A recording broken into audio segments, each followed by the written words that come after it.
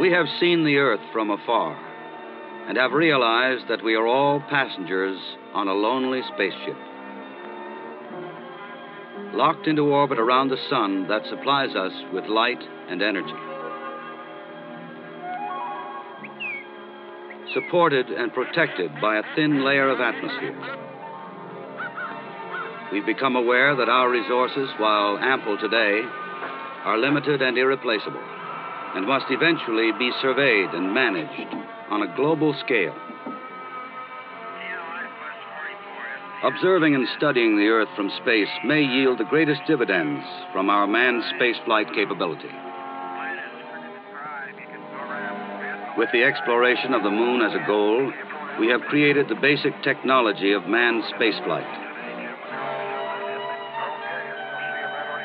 We know that men in space can observe and make decisions, conduct experiments, operate instruments, make repairs and adjustments. They can contribute in many ways to the improvement of life on Earth. In fact, they can greatly expand our knowledge of the sun, the moon, and the entire universe.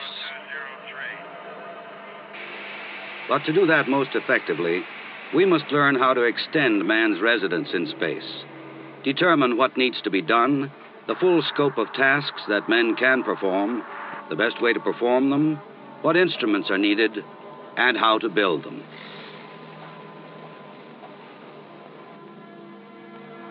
These will be major objectives of NASA's first manned space laboratory, Skylab.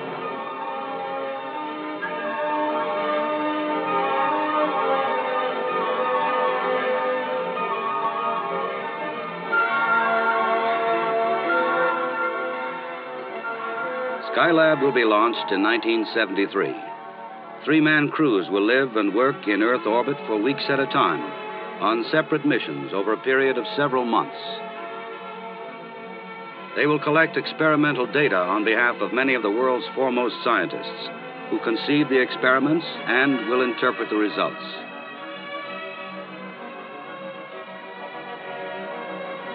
The Skylab program uses much of the Apollo hardware. For instance, the laboratory will be launched by the first two stages of the Saturn V vehicle shown here in its Apollo configuration. Within the space that would normally be the rocket's third stage, most of the Skylab components will be assembled prior to launch. Three of the smaller Saturn 1B vehicles will be used to transport three separate crews to the laboratory. The Saturn 1Bs will be launched from Pad B of the Saturn V launch complex. Being smaller, they will be mounted on and launched from a pedestal.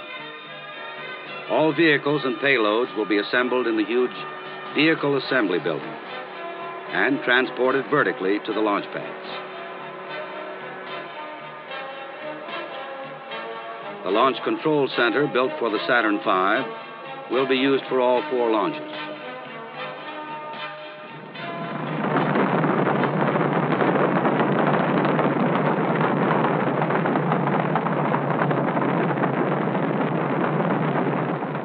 The laboratory will be launched first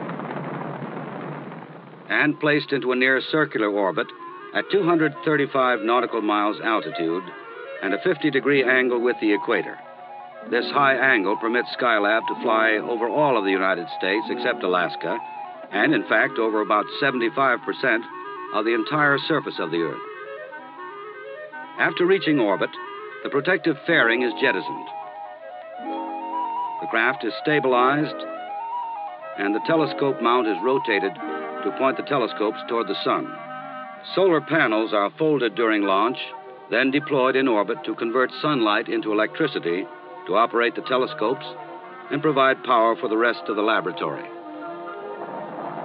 Next day, a Saturn 1B is launched with the first three-man crew in an Apollo spacecraft adapted to this mission. The spacecraft is maneuvered into an orbit that permits rendezvous and docking with the laboratory. The men transfer to the workshop and begin their missions. 28 days for the first one, 56 days each for the second and third. Skylab will fly unmanned between missions. The living areas and primary work areas of Skylab are on 2 levels within the orbital workshop.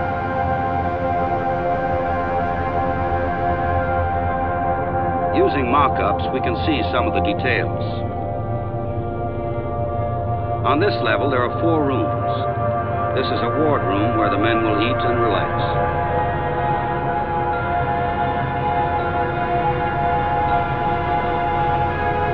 A window will provide a spectacular view of the Earth when on Earth's sunlit side. It will be double-paned with glass of high optical quality. Heaters will keep it from fogging.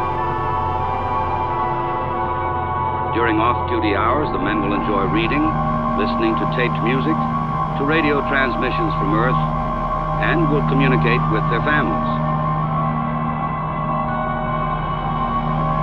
Food sufficient for 140 days of manned operation will be stowed prior to launch, most of it in these lockers.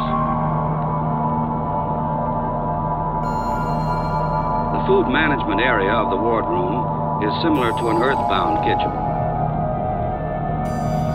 Special trays will warm the food, and the men will eat from them, much as do commercial airline passengers.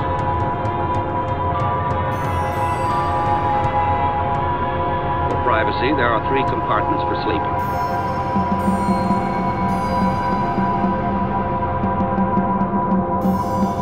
Sleeping bags have adjustable restraints. Since being weightless, the men will tend to float about. In 0G, there is no up or down.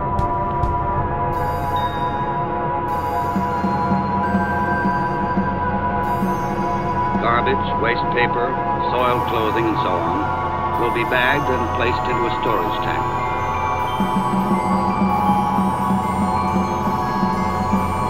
This is the bathroom. Primarily, bathing will be done with a hand sponge, but other methods will be tried. Samples of urine will be frozen. All fecal matter will be dried. Both will be stored in containers and returned to Earth for analysis. The excess urine and water will be bagged and placed into the storage tank. The floor and ceiling are made of open mesh, primarily to allow for good air circulation. Specially designed shoes hook into this mesh to provide body restraint, since in 0G, without them, it is difficult to stay in one place. This is a mock-up of the airlock, which provides a 5.5-foot pressurized tunnel between the workshop and multiple docking adapter. In addition, as its name implies, it provides an airlock so that men can move outside the laboratory and re-enter without losing pressure inside. Tanks store the nitrogen and oxygen needed for breathing during the entire period of manned operation. Equipment and controls for keeping the air fresh and circulating are located here. Electrical power from the solar panels is brought here and distributed to the entire laboratory. The primary consoles and displays for the communication systems are mounted here. The main purpose of the multiple docking adapter, of which this is a mock-up, is to receive the spacecraft that transport the crews to and from the laboratory.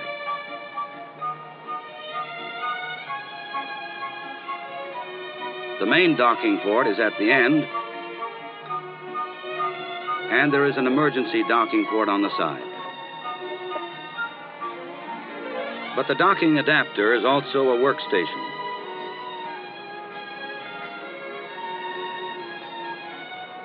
It has a window of high optical quality for precise photography of the Earth,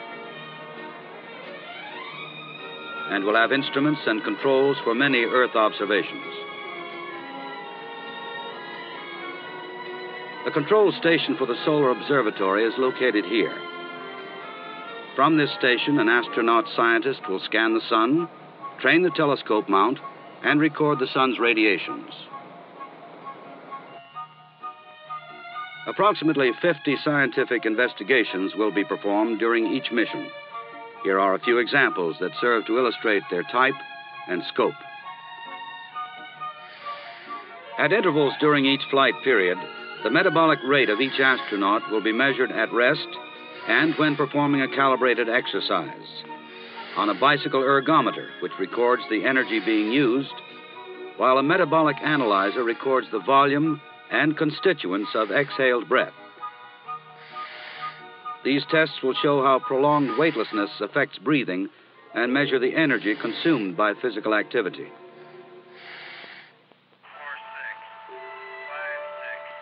Determining weight in a weightless world is a real problem.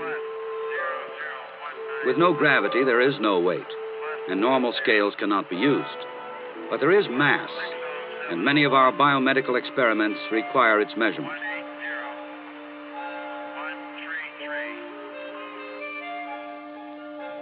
For measuring small masses in Skylab, this device will be used. Using a known mass, the device will be calibrated in flight and later used to determine the mass of food intake and of excrement. The object to be measured is placed in a holder held by a rod suspended on a spring. By releasing a lever, a pendulum cycle is set up. The time of each cycle is precisely measured and is proportional to the mass of the object. The device is so sensitive, it can even weigh a postage stamp. This odd-looking chair will be used to weigh the astronauts. It works on the same principle as the small device, but the man sits in as immobile a position as possible, even holding his breath. In this experiment, the split seconds are monitored and displayed electronically. The time it takes for the pendulum motion is recorded, and from this, the subject's mass is calculated. The chair is restrained by a spring. Here, too, a slight mechanical push establishes a pendulum action. The greater the mass of the subject, the slower the movement of the chair. Before and after each mission, extensive tests will be made on each astronaut to determine body changes such as loss of calcium in his bones, deterioration of his muscles, changes in blood circulation and constituents. Extensive baseline data gathered in simulated Skylab conditions on Earth will be used to compare with actual Skylab medical findings on many zero-G reactions of the human body. From spatial orientation to motion sickness. Other biological investigations will be made using pocket mice and vinegar gnats to study the effect of prolonged weightlessness combined with the removal of the normal 24-hour day-night cycle to which all life on Earth is subjected. What is the mechanism that causes daily rhythmic changes in temperature, pulse rate, and other life processes? This equipment will be used to study the effects of prolonged weightlessness upon individual human cells. In the black box are laboratory instruments skillfully miniaturized for use on a spaceship. On the right is a regular Earth laboratory microscope camera and lamp. On the left, the Skylab equivalent takes up a small space inside the container. In one compartment of the compact box are two cameras with lenses magnifying 20 and 40 times, with lamps, 16mm motion picture film, and a motor to move the film in front of the lenses. The human kidney cells to be photographed are in two chambers at one end. At regular intervals, time-lapse motion pictures like these will be taken. They may reveal zero-gravity-induced changes in cell behavior, such as in the reproductive process. The living cells are fed nutrient pumped in through tubes. They will be returned to Earth for continuing observation. In the compartment on the other side of the container are two assemblies of biopacks, each holding thousands of human lung cells at normal body temperature. At preset times, the Skylab astronauts will operate controls to fix these cells in order to preserve them at various stages of their growth. All the cells, fixed and living, and the exposed film will be brought back to Earth, where individual cells will be carefully studied for any changes from the norm, for instance, in their chromosomes or metabolism. All life is influenced by gravity. By removing gravity from living cells, the simplest units of human material, scientists hope to find new clues to the nature of the life process.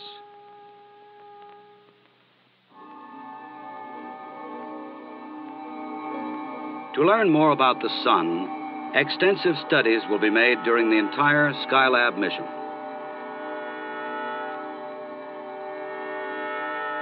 The Solar Observatory is the most complete ever placed in space.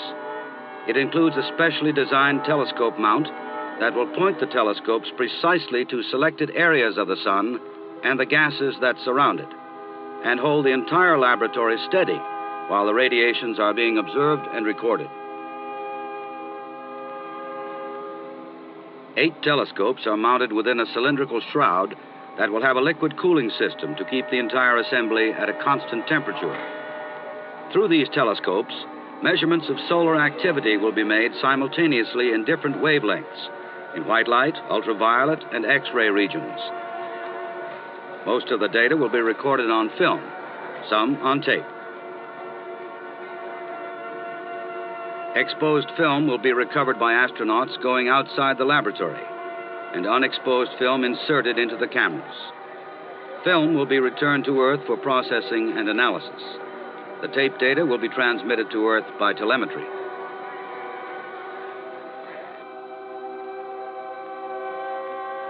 The sun is a giant, restless, churning thermonuclear furnace that sends out radiations at various wavelengths in ever-changing intensities. By recording and analyzing them, we can deduce what's happening there. And someday, we may be able to do the same thing on Earth for the generation of electrical power. The area from its surface out to about 6 sun radii, almost 2.5 million miles, will be studied intensively to determine how energy is transferred through it.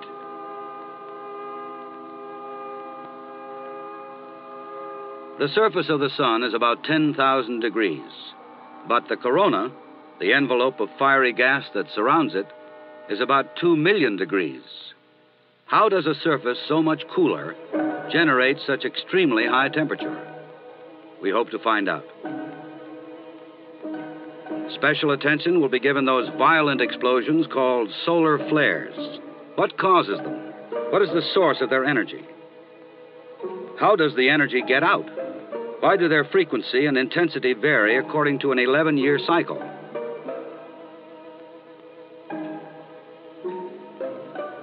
How do high-energy solar radiations reaching the upper atmosphere affect the Earth's weather? The big flares don't happen very often and happen with little or no advance warning. The Skylab astronaut will see the entire sun on his display and detect these flares when they are just starting. Within seconds, he can have the telescope cluster pointing at that area. He will have spent hours in training for these precise operations.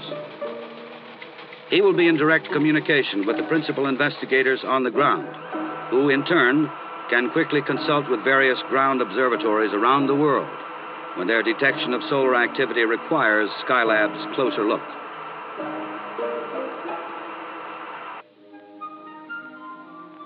The sun dominates the entire solar system and is the single most influential element that affects life on Earth. Skylab will provide an unprecedented opportunity to study its radiations over a long time period without the screening effect of our atmosphere.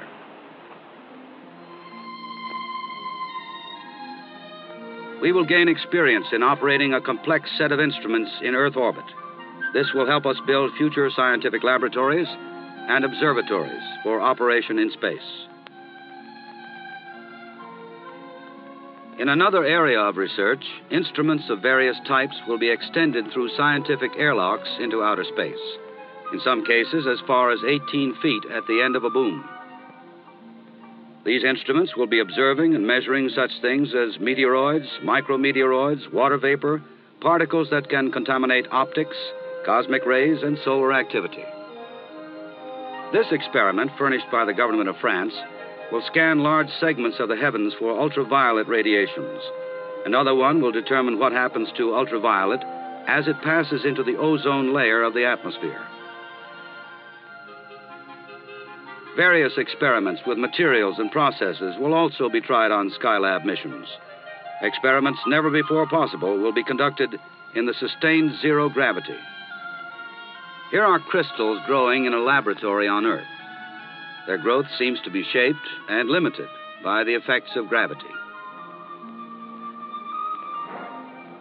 In the Skylab experiment, a single crystal in solution inside a sealed container will be placed inside the chamber and its temperature monitored during the mission. It is hoped that near-perfect crystals can be produced in the weightless environment that will have extensive value in science and industry. Similarly, it is believed that almost perfect spheres can be made in zero gravity. When a metal sphere is formed on Earth, the weight of the molten metal leads to distortion as it solidifies. A sphere which does not require machining to make it perfectly round has many industrial and technological possibilities. Other experiments in the zero-G chamber will reveal more about how a flame reacts in a zero-G environment, where there is no gravity to cause convection currents. Several different kinds of material will be ignited, observed, and photographed by the astronauts. For fabrication or repairs in space, can welding or tube joining be done using an electron beam or other heat source of a kind that does not cause melting, which is hard to control without gravity? Can totally new compounds be created if molecules can be freed from gravity in the formative stages? Skylab will just be able to touch upon a few of the possible uses of zero-G, but it'll be a start.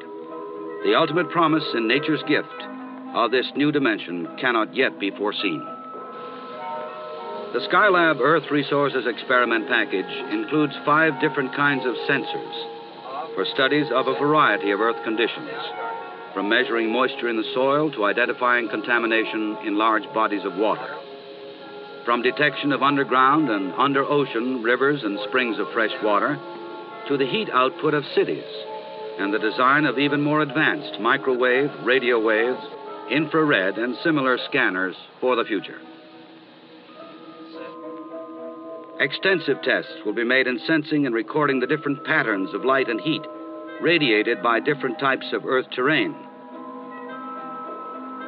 One such experiment will be to photograph portions of the Earth in several wavelengths simultaneously.